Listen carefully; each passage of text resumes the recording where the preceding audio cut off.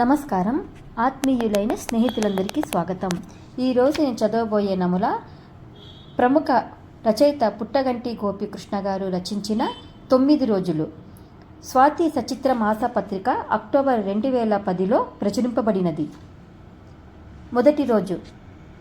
అది 5 star hotel. 5 star hotel roof garden జరగబోయే సందడిని తిలకించడానికి సన్నద్ధమవుతోంది. Page 3 personalities ఒక్కొక్కరుగా రావటం మొదలైంది. కేవలం కొంతమంది సెలబ్రిటీలకే పరిమితమైన ఆ పార్టీకి వచ్చే అతిథులను జాగ్రత్తగా గుర్తించిన తరువాతే లోపలికి పంపుతున్నారు. పార్టీ ఇస్తున్న సంజయ్ చీఫ్ మినిస్టర్ కొడుకవటంతో ఆహ్వానం అందుకున్న వారెవరూ మిస్ కాకుండా వస్తున్నారు. పరోక్షంగా రాజకీయాల్లో ముందు నుండే పాల్గొంటున్న, రాబోయే రోజుల్లో ప్రత్యక్ష రాజకీయాలలోకి రావచ్చనే సూచికలు అందుతున్న తరుణంలో తన పుట్టినరోజు పార్టీ చాలా గ్రాండ్గా ఏర్పాటు చేశాడు సంజయ్. వచ్చిన వారందరికీ అన్నీ అందే ఏర్పాట్లు చూస్తూ హడావుడి చేస్తున్నారు అతని ఫ్రెండ్స్. సంజయ్ అతిథులను పలకరిస్తూ రిసీవ్ చేసుకుంటున్నాడు. ఆరోగ్యంతో కూడిన శరీర సౌష్ఠవం, అందానికి తోడైన అభిజాత్యంతో నిజంగా రాజకుమారుల్లా మెరిసిపోతున్నాడు సంజయ్. దూరం నుంచి వస్తున్న రవివర్మని చూడగానే అసంకల్పితంగా నుదురు చిట్లించబోయి తనను తాను కంట్రోల్ చేసుకొని సాదరంగా ఆహ్వానించాడు. రవివర్మ రాష్ట్ర హోంమంత్రి కొడుకు. చీఫ్ మినిస్టర్కి తరువాత 2వ స్థానంలో ఉన్న హోమ్ మినిస్టర్కి మధ్య సంబంధాలు అంతంత మాత్రమేనని, ఏమాత్రము వీలు దొరికినా చీఫ్ మినిస్టర్ని క్రిందికి లాగి తను ఆ స్థానం ఆక్రమించటానికి హోమ్ మినిస్టర్ ప్రయత్నిస్తుంటాడని పేపర్ల కథనం. పైకి మాత్రం అందరూ కలిసి ఉన్నట్లే ఉంటారు, కనీసం నటిస్తారు. ఫ్రెండ్స్, గట్టిగా అనౌన్స్ చేశాడు సంజయ్. కోలాహలం సద్దు మణిగేదాకా ఆగి చెప్పాడు. ఈరోజు మన మధ్యకి ఒక సర్ప్రైజ్ గెస్ట్ వస్తున్నారు. ఎవరతను? దూరం నుండి అరుపులు వినపడ్డాయి. అతను కాదు, ఆమె. ఫేమస్ హీరోయిన్ మాయా. ఫస్ట్ టైం హైదరాబాద్లో మన పార్టీతోనే పార్టీ సర్క్యూట్లోకి ఎంటర్ అవుతున్నారు. ఇంకాసేపట్లోనే వస్తున్నారు. అందరూ చప్పట్లతో తమ హర్షం వెలుబుచ్చారు. అప్పటికే కాస్త దూరంగా వెళ్ళి ఒక చేతిలో కాక్టైల్ గ్లాసు, మరొక చేతిలో సిగరెట్తో కూర్చున్నాడు రవివర్మ. అతను సహజంగానే కాస్త ఇంట్రావర్టు మనిషి కూడా పెద్దగా ఆకర్షణీయంగా ఉండడేమో. ఎదుటి మనుషుల్లో తొలగా కలవలేడు. సంజయ్ మీదున్న నేచురల్ జెలసీకి ప్రస్తుత ప్రకటన తోడై పుండు మీద కారం రాసినట్లు ఉంది. గత నెల తను ఇచ్చిన పార్టీకి కూడా మాయను తీసుకురావటానికి ట్రై చేసినా కుదరలేదు. అది తెలిసే సంజయ్ ఇంత గర్వంగా ప్రకటన ఇస్తున్నాడా అన్నది అర్థం కాలేదు రవివర్మకి. మాయ వస్తుందని ప్రకటించిన దగ్గర నుండి అందరిలో ఉత్సుకత పెరిగింది. మాయ తెలుగు సినీ ప్రపంచంలో లేటెస్ట్ సెన్సేషన్. స్వతహాగా బెంగాలీ అయిన మాయ చదువు పూర్తిగా కోల్కతాలోనే జరిగింది. ఆమెకు చదువు మీద ఎప్పుడూ ఇంట్రెస్ట్ కలిగించలేదు. తను ఎదగదలుచుకున్న ప్రపంచానికి నిచ్చెనమెట్టుగా తప్ప చదువు ఉపయోగం ఆమెకి కనిపించలేదు. డిగ్రీ పూర్తవటానికి ఇంకా 1 సంవత్సరం ఉండగానే మోడల్ అవటానికి మాయ చేసిన ప్రయత్నాలు ఫలించి ఒక అవకాశం వచ్చింది. మాయ మోడల్గా చేసిన మొదటి ఆఖరి ప్రదర్శన అదే. మొదటి ర్యాప్ షోలోనే ఒక బెంగాలీ డైరెక్టర్ కళ్ళల్లో ఆమె పడటం, ఆమెని తన సినిమాలోకి తీసుకుపోవటం జరిగింది. ఆమె అద్భుత సౌందర్యం ఆమెకి ఎప్పుడూ అవకాశాల కోసం ఎదురు చూడాల్సిన అవసరం కలగనివ్వలేదు. ఇంతలో తెలుగులో ప్రముఖ హీరోలలో ఒకరి సరసన నటించే అవకాశం రావటం, ఆ సినిమా సూపర్ హిట్ అవ్వటంతో తెలుగు ఇండస్ట్రీలో కూడా క్రేజీ హీరోయిన్గా మారిపోయింది. అందరి ఎదురుచూపులకు ముగింపు పలుకుతూ మాయ వచ్చేసింది. స్క్రీన్ మీద కంటే బయటే బాగుండే అతి కొద్ది మందిలో మాయ కూడా ఒకరు. సంజయ్ ఆమెను అందరికీ పరిచయం చేయగానే ఆహ్లాదంగా నవ్వింది. మీ గురించి చాలా విన్నాను. ఇలా కలుసుకోవటం చాలా ఆనందంగా ఉంది. సంజయ్ తబ్బిబ్బయ్యాడు. తనే దగ్గరుండి మిగిలిన అందరికీ పరిచయం చేశాడు, దూరాన కూర్చున్న రవివర్మతో సహా. రవివర్మ కూడా మాయతో ఏదో మాట్లాడదామనుకున్నాడు. కానీ అంతలోనే మాయ వేరే వైపు వెళ్ళిపోయింది. అందరూ మాయ చుట్టూ చేరారు. మాయగారు, మీ రాబోయే సినిమా రిలీజ్ ఎప్పుడనుకుంటున్నారు? ఎవరో అడుగుతున్నారు ఆమెను. ఇంకా ఏమీ అనుకోలేదు. బహుశా వచ్చే నెలలో ఉండొచ్చండి. ఆల్రెడీ తెలుగు బాగా మాట్లాడేస్తున్నారే. నాకు తెలుగు లాంగ్వేజ్ అంటే చాలా ఇష్టమండి. తెలుగులో నటించడం మొదలుపెట్టినప్పటి నుండి తెలుగు నేర్చుకోవడం కూడా స్టార్ట్ చేశాను.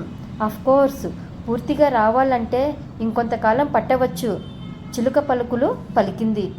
అందరూ ఆనందంగా కబుర్లు చెప్పుకుంటూ కేక్ వైపు కదిలారు.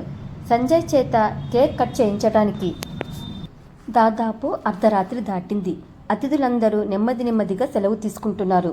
కొద్దిమంది మరీ దగ్గరి వారు తప్ప దాదాపు అందరూ వెళ్ళిపోయారు. ఒక అనుచరుడు వచ్చి నెమ్మదిగా సంజయ్ ఒక్కడికే వినబడేటట్లు చెప్పాడు. అన్నా, ఇంకాసేపట్లో రాబోతున్న రేపటి పేపర్లో లీడ్ న్యూస్ మన గురించేనంట. మన మనిషి ఒకడు ఫోన్ చేశాడు. ఏమిటి, మన బర్త్డే న్యూస్ పేపర్ హెడ్లైన్స్కి చేరిందా? పెద్దగా నవ్వుతూ అన్నాడు సంజయ్. బర్త్డే గురించి కాదన్నా, కొండాపూర్ స్థలం గురించి. మనం కడుతున్న కాంప్లెక్స్ కబ్జా చేసిన స్థలంలో కడుతున్నామని రాస్తున్నారంట. దిగ్గున లేచి నిల్చున్నాడు సంజయ్. బాస్టర్స్, ఎప్పుడేమి రాయాలో కూడా తెలియదు. ఆ మాటలంటుంటే అతని మొహం అంతా కోపంతో ఎర్రబడిపోయింది. సంజయ్కి కోపం చాలా ఎక్కువ. ఆ కోపంలో ఏం చేస్తున్నాడో, ఎలా ప్రవర్తిస్తున్నాడో మర్చిపోతుంటాడు. అందుకే వాళ్ళ నాన్న చీఫ్ మినిస్టర్ కోదండరావు ఎప్పుడూ చెప్తుంటాడు, రాజకీయాల్లోకి రావాలంటే సంయమనం అవసరం అని. కానీ సంజయ్ ఇంకా తన కోపాన్ని కంట్రోల్లోకి తెచ్చుకోలేకపోతున్నాడు. ఎలా తెలిసింది వారికి? ఎవరు చెప్పారు? నాన్నగారికి తెలుసో తెలియదో అంటూ ఫోన్ చేసి తండ్రికి వివరించాడు. కోదండరావుది అపార రాజకీయ అనుభవం. ఇలాంటి ఎదురు దెబ్బలు ఎన్నో చూసి ఉన్నాడు. అందుకే దాని విషయం నేను చూసుకుంటాను, నువ్వు మాత్రం ఆవేశంలో నాకు చెప్పకుండా ఏ నిర్ణయం తీసుకోకు, వెంటనే ఇంటికి రా అని మరీ చెప్పాడు. అలాగే డాడీ, ఇప్పుడే బయలుదేరి వస్తున్నాను. ఫోను పెట్టేసి తనకి విషయం చెప్పిన వ్యక్తి వైపు తిరిగాడు. ఎవరో తెలిసిన మనిషి ఉన్నాడన్నావు కదా, కనుక్కోమను. ఈ వార్త రాసిందెవరో, అతని అడ్రస్ ఏమిటో కనుక్కో. తర్వాత సంగతి నేను చూసుకుంటాను. అప్పుడు సంజయ్ మొహంలో తాండవిస్తున్న క్రోధం, చింతనిప్పుల్లాగా ఎర్రబడ్డ కండ్లను చూసి అతని అనుచరులకి కూడా భయం వేసింది. 2వ రోజు అసెంబ్లీ హాల్. వారం రోజుల నుండి సమావేశాలు వేడిగా జరుగుతున్నాయి. సమావేశాల మధ్య దొరికిన కొద్ది గ్యాపులో చేంబర్లో కూర్చొని ఉన్నాడు కోదండరావు.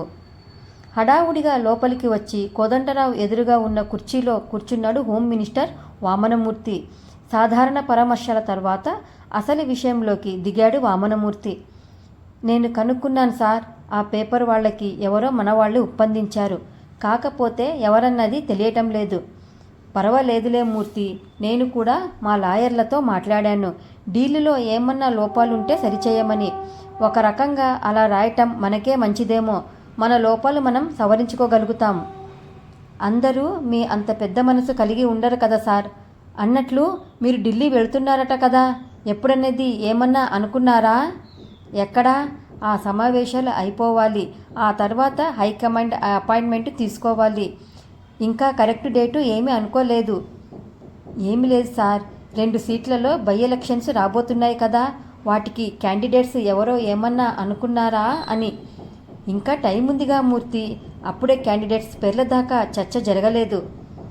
అదే సార్, క్యాండిడేట్ల పేర్లు పరిశీలించేటప్పుడు మా అబ్బాయిని కూడా పరిశీలించాలని కోరుకుంటున్నాను. ఢిల్లీ వెళ్ళినప్పుడు మీరు కొద్దిగా రికమెండ్ చేస్తే.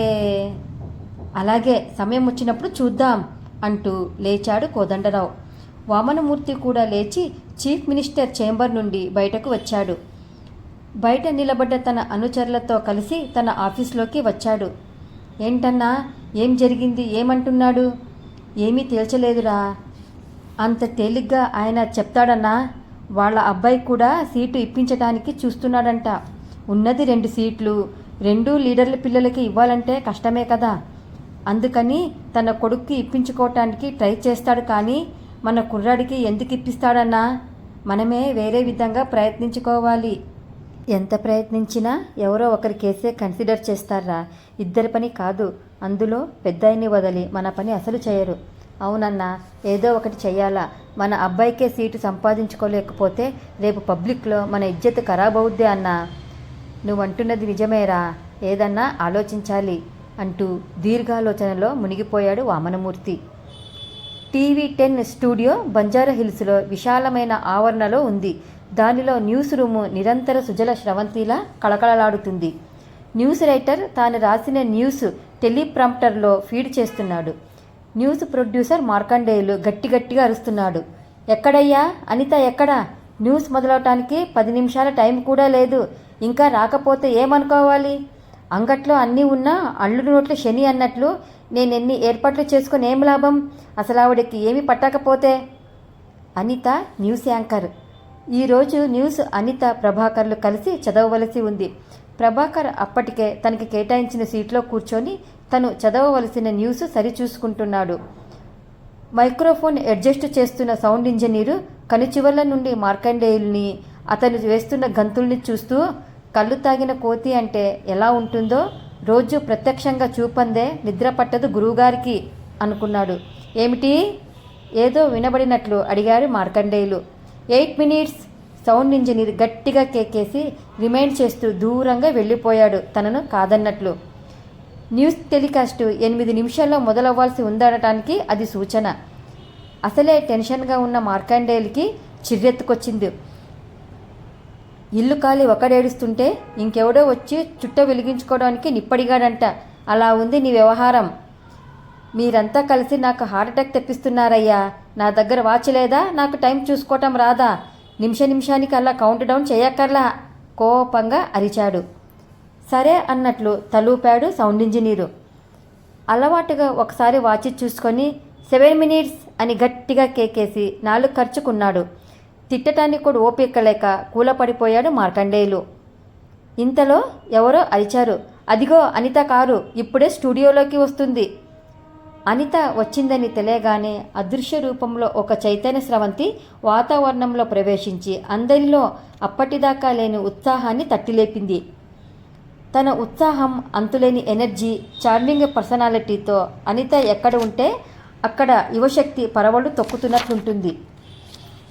ఒకసారి కిటికీ దాకా వెళ్ళి అనిత వచ్చిందని కన్ఫర్మ్ చేసుకుని అలర్ట్ అయ్యారు మార్కండేయులు. ఇదిగో సుబ్బారావు, నువ్వు మేకప్ రెడీ చూసుకో. ఎవరన్నా వెళ్ళి కారు పార్క్ చేయండి అయ్యా.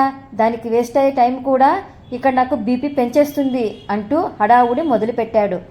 3 minutes సౌండ్ ఇంజనీర్ ఈసారి ధైర్యంగా అనౌన్స్ చేశాడు. ఇంతలో అనిత స్టూడియోలోకి ఎంటర్ అయింది. ఎదురు చూస్తున్న సుబ్బారావు దారిలోనే టచప్ చేయటం మొదలుపెట్టాడు. మోడ్రన్ దుస్తులైన, సాంప్రదాయక వస్త్రాలైన ఒకే ఈస్తో ధరించి చలాకీగా వార్తలు చదివే అనిత ప్రేక్షకుల్లో బాగా పాపులర్. వార్తలు చూడటం అలవాటు లేనివారు కూడా అనిత వార్తలు చదువుతుంటే ఛానల్ మార్చారనేంత పేరు తెచ్చుకుంది. అబ్బబ్బబ్బబ్బా, ఏం ట్రాఫిక్కో, రోజు చివరి నిమిషంలో రావటమే అవుతుంది జనాంతికంగా చెప్పింది అనిత.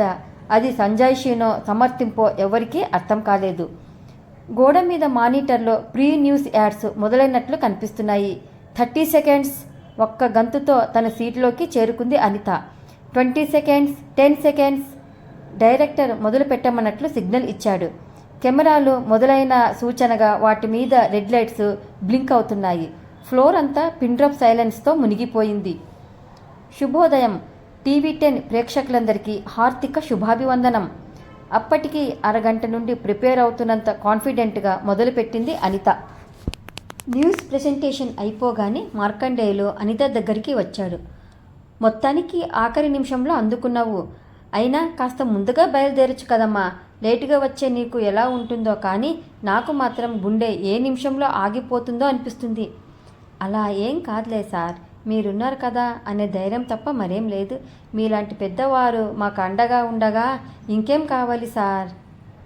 ఎప్పుడు అనితని ఏమన్నా అందామని అనుకున్నా ఇలాగే మస్కా కొట్టి తప్పించుకుంటుంది. తనేమో ఏమీ అనలేడు. నిట్టూర్చాడు మార్కండేయులు. ఈరోజు మాయ మన స్టూడియోకి వస్తుంది అనిత. ఇంటర్వ్యూ నువ్వే కండక్ట్ చేయాలి. మాయ ఇంటర్వ్యూనా? మొహం చిట్లిస్తూ అంది అనిత. సాధారణంగా తను పొలిటికల్ ఇంటర్వ్యూలు, అనాలిసిస్లు చేయటం, చర్చలని యాంకరింగ్ చేయటం లాంటివి చేస్తుంటుంది. అలాంటిది ఒక సినిమా హీరోయిన్ని ఇంటర్వ్యూ చేయటం అంటే కాస్త ఇబ్బందిగా ఉంది. అదే చెప్పింది అనిత. అయ్యో, ఆ అమ్మాయి ఇప్పుడు క్రేజీ స్టార్ అమ్మా. ఎవరు పడితే వాళ్ళు ఇంటర్వ్యూ చేస్తే వాల్యూ ఏముంటుంది? జనరల్గా అడగాల్సిన ప్రశ్నలు రెడీగా ఉన్నాయి. ఒకసారి చూసుకుంటే సరిపోతుంది పేపర్ అందిస్తూ చెప్పాడు మార్కండేయులు. కనీస పరిచయం లేకుండా ఇంటర్వ్యూ చేస్తే పొడిగా ఉంటుందేమో సార్. ఓ అరగంట టైం అన్నా ఇవ్వండి. పెంచుకో అమ్మా, పెంచుకో. నీ ఇష్టం వచ్చినంత సమయము, పరిచయాలు పెంచుకో. తర్వాతే పెట్టుకుందాము ఇంటర్వ్యూ అనుకుంటూ వెళ్ళిపోయాడు మార్కండేయులు.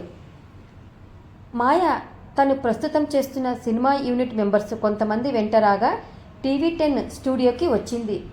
ఈ పబ్లిసిటీ అంతా రాబోయే సినిమాకే ఉపయోగపడుతుంది కాబట్టి ఆ సినిమా ప్రొడ్యూసరే కష్టపడి ఈ ఇంటర్వ్యూ అరేంజ్ చేయించాడు. ఛానల్ వాళ్ళకి కూడా ఇలాంటి మసాలా వార్తలు ఆదివారం ఫిలప్స్ కింద బాగా పనికొస్తాయి. కాబట్టి పేరున్న సినీ పర్సనాలిటీల ఇంటర్వ్యూలు వీరికి ఉపయోగమే. మాయని అందరూ సాదరంగా ఆహ్వానించారు. అనిత కూడా బొకే అందించి తనను తాను పరిచయం చేసుకుంది. మీ గురించి చాలా విన్నాను అనిత, అందుకే మీ ఛానల్లో ఇంటర్వ్యూ అనగానే మీరే ఇంటర్వ్యూ చేస్తే బాగుంటుందని నేనే సజెస్ట్ చేశాను. గ్లాడ్ టు మీట్ యూ అంది మాయ. మొదటి భాగం సమాప్తమైందండి. కథ నచ్చిందనుకుంటాను. నచ్చితే లైక్ చేయండి, షేర్ చేయండి, తప్పకుండా సబ్స్క్రైబ్ చేయండి. జై శ్రీరామ్.